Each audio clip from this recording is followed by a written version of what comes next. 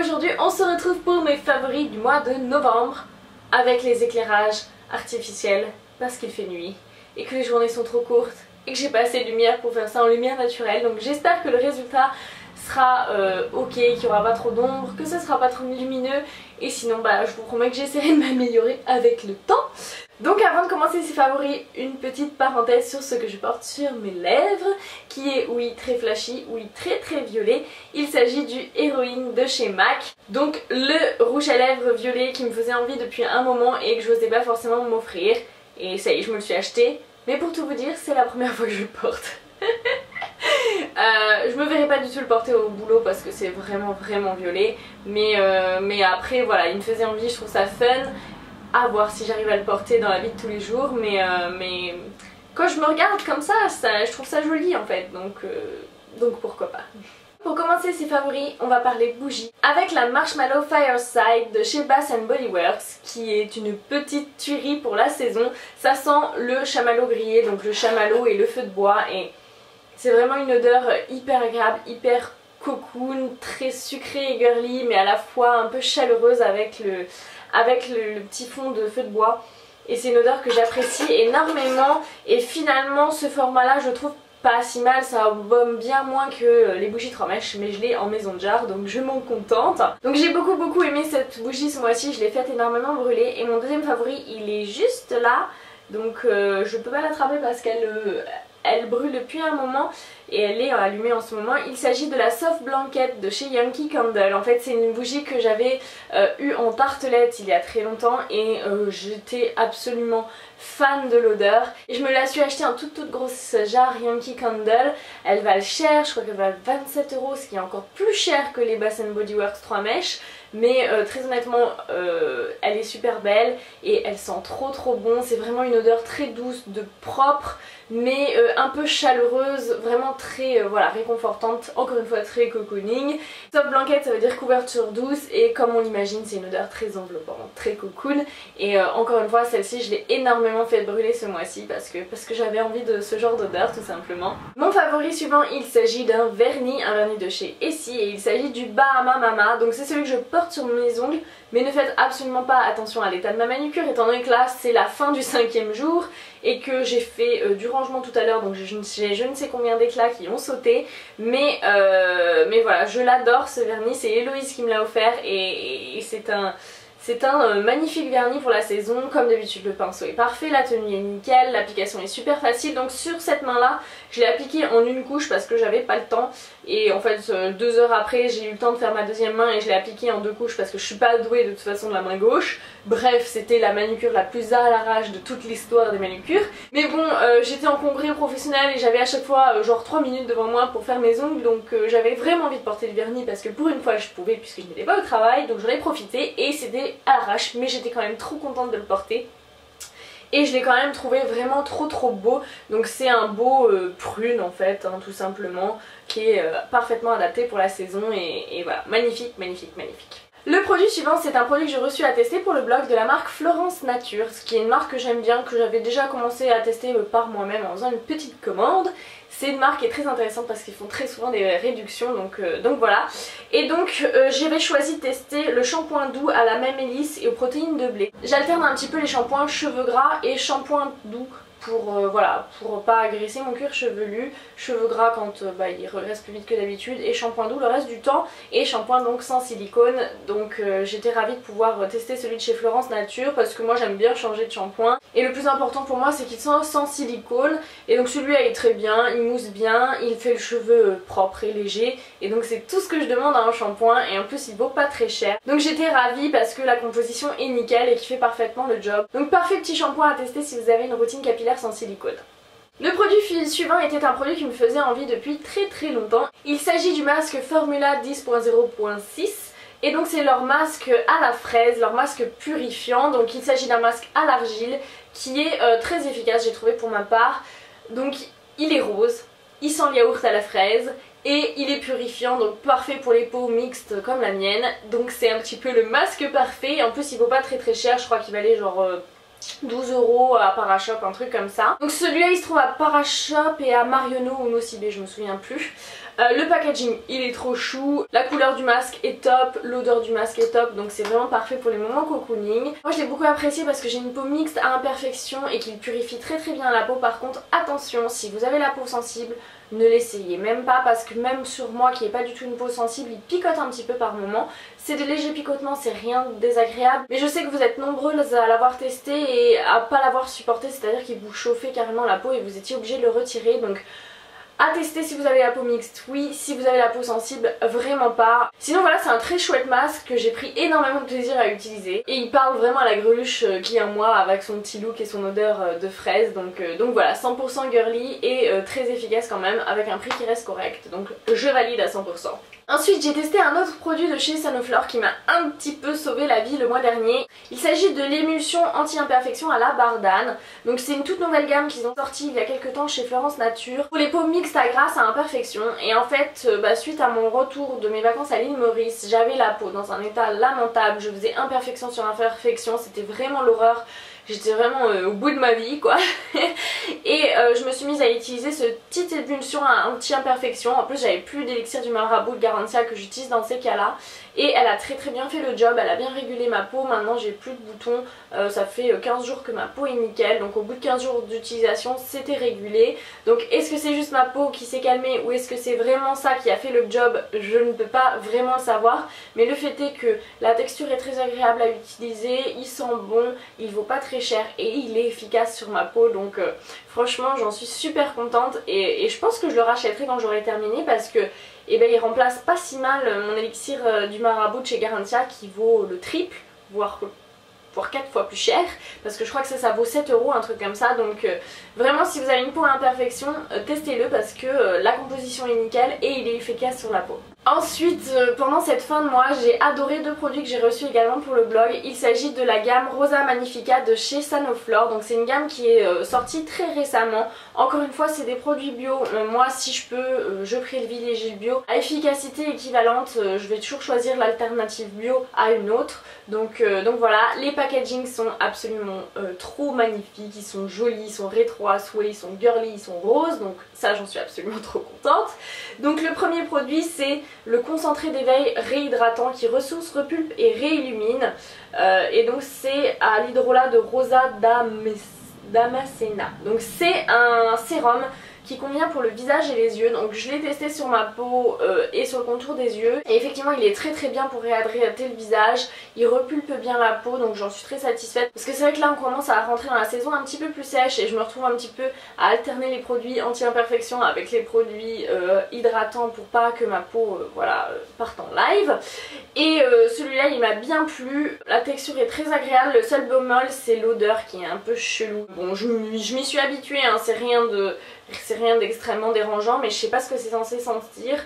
Mais bon, c'est un peu space quoi. Mais le packaging est super beau et ça fait vraiment hyper luxe je trouve. C'est pas des produits qui valent non plus très cher, mais c'est très luxueux au niveau des packaging.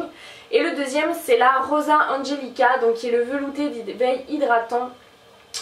Beauté fraîche du matin au soir, désaltère, repulpe et réconforte pour les peaux normales à sèche. Donc moi j'ai une peau mixte et malgré tout je suis bien contente d'avoir cette crème. Je l'utilise le soir quand je sens que ma peau a besoin de plus d'hydratation et de nutrition. Et je l'utilise aussi en journée quand je vais faire du sport parce que j'essaye de marcher, enfin de faire de la marche rapide le samedi et le dimanche. Et donc on fait facilement 10 km par le froid. J'aimerais bien courir mais j'ai un problème au genou depuis le mois d'août qui ne passe pas, donc c'est un peu frustrant. Donc en attendant je marche et bah là par exemple ce matin il faisait 6 degrés, il pelait à mort et j'étais bien contente d'avoir mis ça parce que c'est vraiment une texture baume réconfortante. Alors pas trop épaisse non plus, pas trop riche non plus parce que je brillais pas vous voyez, mais voilà, ça a bien protégé ma peau, ça a évité qu'elle se dessèche, qu'elle se déshydrate et elle est vraiment hyper chouette cette crème là.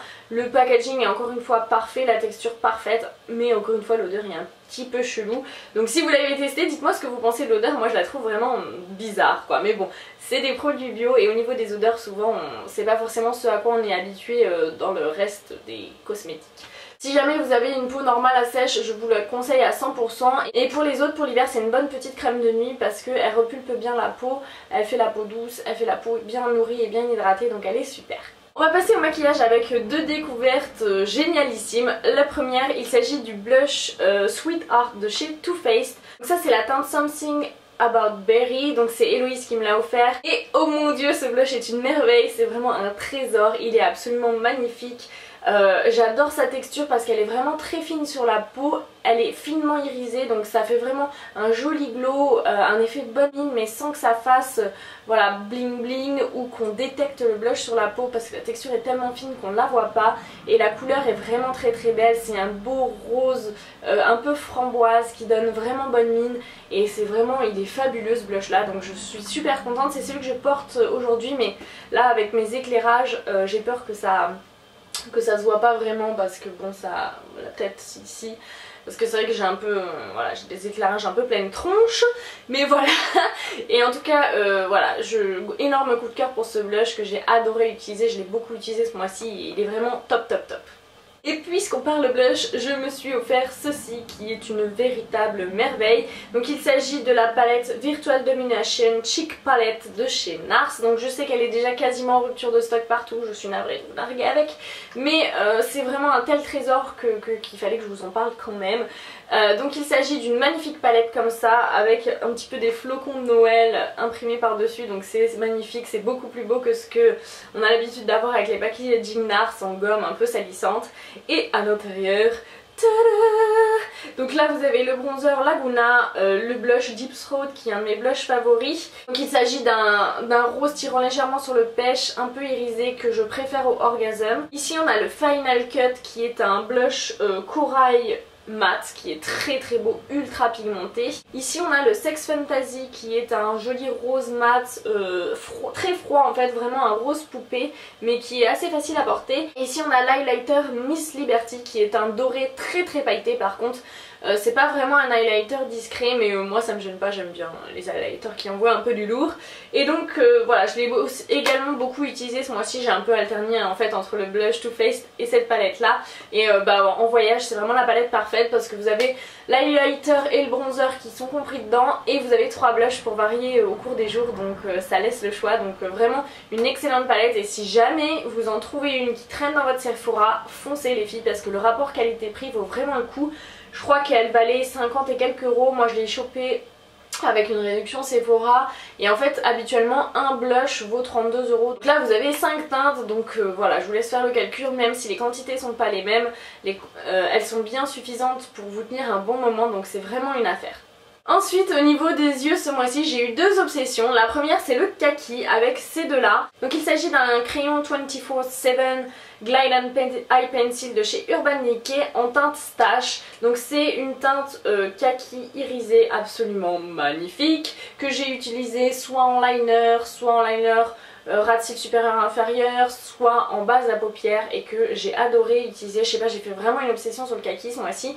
Et donc je l'ai également beaucoup utilisé avec ceci qui est un Color Edition 24 heures de chez Bourjois en teinte également kaki. J'aime beaucoup ces deux produits, celui-ci est très longue tenue, il est assez gras donc on peut vraiment l'estomper comme on veut et il tient très très bien. Celui-ci c'est vraiment très très facile à utiliser parce qu'en fait il a pas du tout une texture grasse, il a vraiment c'est un fard crème mais qui se transforme un petit peu en poudre sur la paupière, donc il a également une bonne tenue, il est vraiment très très joli. J'ai beaucoup aimé utiliser ce petit duo combiné ou non à d'autres fards et voilà, j'ai vraiment kiffé. Et c'est vrai que j'ai quelques 24/7 Glide On Pencil de chez Urban Decay et je pense pas forcément à les utiliser très souvent. Et puis là, je sais pas, je l'ai attrapé un matin et puis j'ai surkiffé quoi. Et donc voilà pour ma première obsession des yeux du mois. Et la deuxième obsession c'est ceci, donc c'est la Chocolate Bear de chez Too Faced. Donc voilà, c'est à mes yeux la palette parfaite.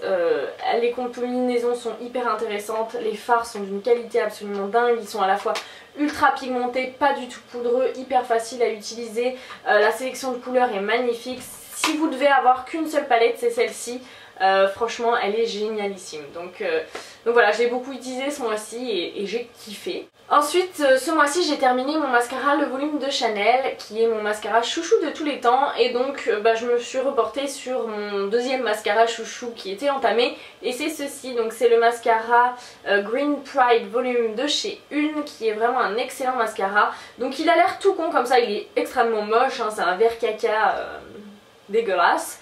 c'est une brosse toute con en poil qui n'a rien de révolutionnaire et pourtant je trouve ce mascara génialissime. En fait ce que j'aime c'est qu'il recoupe très bien, il allonge très bien mais il sépare vraiment les cils et en leur donnant du volume. C'est-à-dire qu'avec celui-là j'ai vraiment l'impression d'avoir des tonnes de cils parce que c'est comme s'il arrivait vraiment à séparer tous les cils mais il les gaine quand même donc ça fait vraiment une jolie frange et voilà, il est vraiment très beau et il dure très longtemps parce que je l'ai entamé il y a un bon moment et il n'a pas du tout séché donc voilà, je l'ai beaucoup porté ce mois-ci et je l'ai adoré. Et enfin on va passer à mes chouchous pour les lèvres du mois. Donc ce mois-ci j'ai 4 chouchous. Je me demande si je vous en ai pas déjà parlé le mois dernier mais peu importe parce que j'ai encore fait une obsession sur ce rouge à lèvres. Il s'agit du rouge à lèvres Blake de la gamme couleur exclusive Pure Reds, un truc comme ça de chez L'Oréal. Et c'est vraiment, mon dieu, le rouge femme fatale parfait pour la saison. C'est vrai que l'été j'aime les rouges avec une touche d'orangé, vraiment peps coquelicot. Et l'hiver je préfère les rouges un peu plus froids, plus bleutés et un peu plus intenses. Et celui-là est absolument fabuleux. Donc je vous montre la teinte plutôt que de vous la décrire en long, en large et en travers. Ça donne ça. Donc il est vraiment très beau, il est lumineux sur les lèvres mais à la fois très intense. La texture est génialissime. Plus je les porte, plus je les aime ces rouges à lèvres. En fait ce que j'aime c'est qu'ils ont une texture très fine sur les lèvres, on a vraiment l'impression de rien porter. Ils sont mat donc le fini est hyper sophistiqué, hyper beau, mais pour autant ils assèchent pas les lèvres. Au niveau de la tenue je trouve qu'elle est bonne mais elle n'est pas non plus excellentissime comme j'ai pu le voir sur certains blogs. Malgré tout elle est suffisante pour moi mais disons qu'il ne faut pas vous attendre à ne pas avoir de retouches à faire de toute la journée, c'est pas le cas. Moi j'aime bien réintensifier un petit peu la couleur en remettant un petit coup une fois toutes les 4 heures, un truc comme ça quoi. Donc c'est quand même une très bonne tenue. Mais voilà, excellent rouge à lèvres qu'a fait L'Oréal et cette teinte là est vraiment fabuleuse et c'est un must have pour moi. Donc voilà, j'ai fait une légère obsession dessus ce mois-ci. Deuxième obsession du mois, ça a été le Rebelle de chez MAC, qui est une couleur que j'adore. Ça aussi, je me demande si je vous en ai pas parlé le mois dernier, mais bon... Non, c'était peut-être dans la Lipstick Tech. C'est ça. Donc il s'agit d'un très beau prune comme ça, en fait, ouais voilà, c'est un prune, ça tire légèrement vers le violet, c'est vraiment une couleur que je trouve parfaite pour la saison, qui est classe, qui apporte vraiment de la personnalité à un look et qui est hyper facile à porter pour moi. Disons que si vous devez commencer par des couleurs foncées, le Rebelle de MAC il est pas mal parce qu'il est assez modulable. Là j'ai mis plusieurs couches mais si vous en mettez qu'une et que vous pincez les lèvres ça fera quelque chose d'assez soft. Donc il s'agit d'un rouge à lèvres de la gamme Satin, donc la tenue n'est pas extraordinaire mais elle est quand même très bonne. En fait faut faire attention au départ quand il est encore frais posé sur les lèvres parce que la texture est assez crémeuse et après finalement il se fige et la tenue à ce moment là devient très très bonne. Donc voilà, j'ai fait une obsession dessus, je l'ai énormément porté ce mois-ci et comme j'aime tellement ce genre de teinte, ma troisième obsession du mois est celle-ci. Il s'agit d'un des Audacious Lipstick de chez NARS. Tout le monde en a parlé de ces rouges à lèvres donc j'étais vraiment extrêmement curieuse de les tester.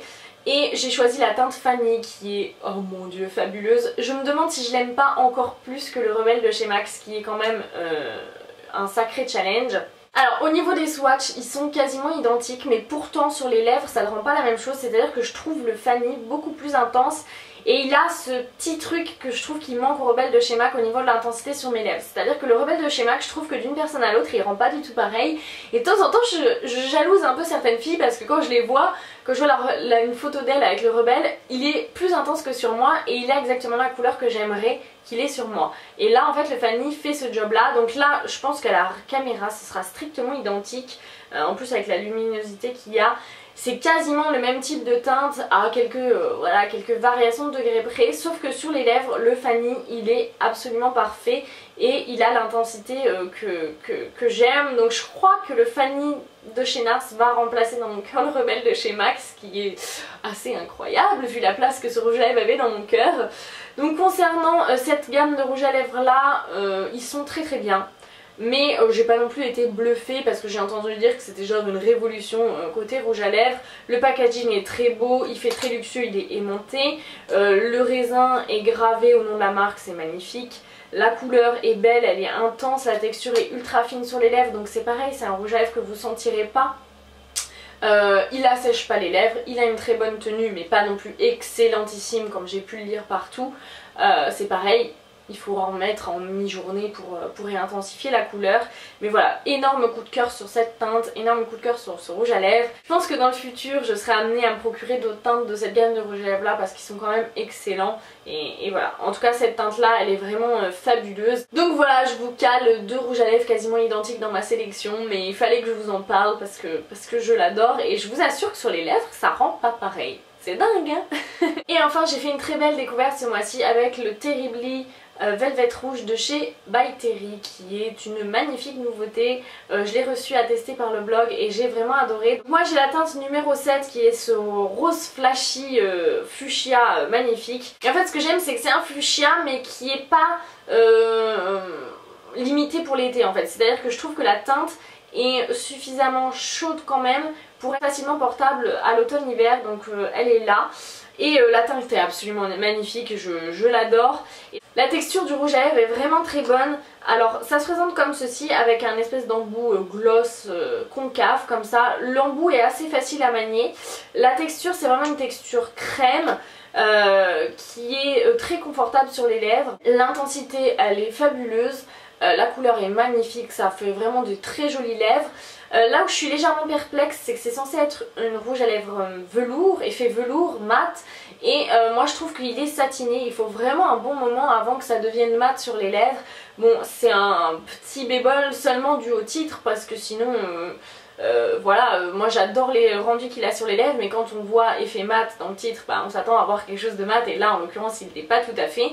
Mais c'est vraiment un excellent produit, le packaging est magnifique, c'est vraiment un bijou cette nouveauté là. Vous pouvez trouver ça chez The Beautist et chez Sephora, qui sont tous les deux des revendeurs de la marque. Et voilà, j'ai vraiment adoré et à vrai dire je crois que je vais me prendre la teinte 6 qui est un joli... violet un peu prune parce que c'est mon obsession du moment. Je vais essayer d'être raisonnable et de m'en empêcher, mais il risque d'arriver dans mon panier par magie comme ça, genre ah bah il a sauté, je suis obligée de l'acheter maintenant. Donc voilà, au niveau qualité, les Melted de Too Faced avaient fait un buzz monstrueux et je trouve que c'est un peu le même type de produit, c'est-à-dire rouge à lèvres liquéfié, même type de texture, etc. Sauf que je trouve que la qualité est bien meilleure. Tu me diras, heureusement vu qu'il valent 10 € de plus.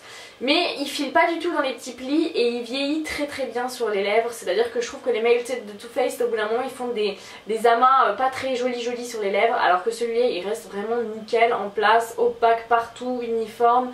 Il vient pas faire d'amas grumeleux, il est fabuleux, il est magnifique. Donc voilà. Donc voilà les filles qui clôt mes favoris du mois. J'espère que vous aurez fait de jolies découvertes et que la vidéo vous aura plu. Je vous fais de gros bisous à toutes et je vous dis à très bientôt dans une prochaine vidéo. Ciao!